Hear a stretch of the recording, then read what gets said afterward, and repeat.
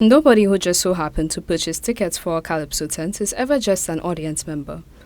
For Saint Lucia's traditional performing arts, there exists no fourth wall, no particular separation between performer and audience. Rather, there is a collective, not only there to be impressed on, but to express their jokes, their criticisms, and their disdain on impulse, with the Tempiners being the ultimate arbiters of this tradition. Kennedy Booth Samuel, one of Calypso's most vocal advocates, gave some insights into the crowd behavior that's indigenous to Lucian Calypso. In terms of the traditional culture, participation for it to function fully in its full glory and its impact on the audience, participation is key. Booth spoke to the role that the administrators of the cultural center played when it became the venue for calypso competitions. The crowd, which was most accustomed to the atmosphere of misbehavior under the tent, was told to behave when they got to the theater. The cultural center, there was a time, there was a total resistance to bringing the calypso tent in our National Cultural Center.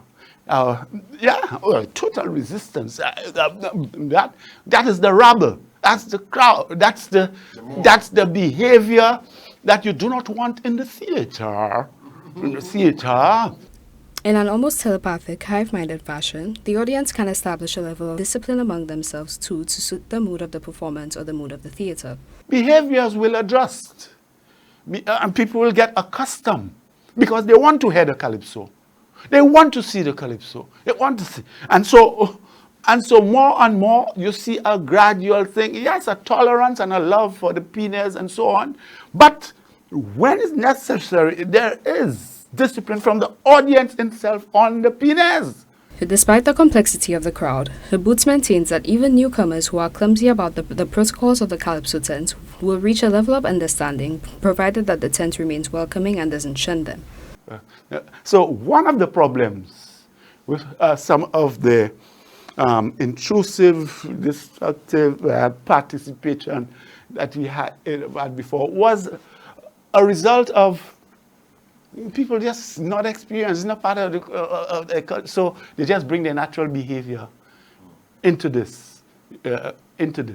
But the more we facilitate our people experiencing all of these things, the more our people become mature audiences, mature performers, skilled performers, the more people around the world begin to look. But we have to start from developing pride in ourselves. Try as media technology might to reach a level of omnipotence, it remains ages away from being able to transmit the audience's full spectrum of expression that could only ever be known, felt, and understood when seated within the same theater as the calypsonians themselves. For Choice News Now, I am Sienna Dalto.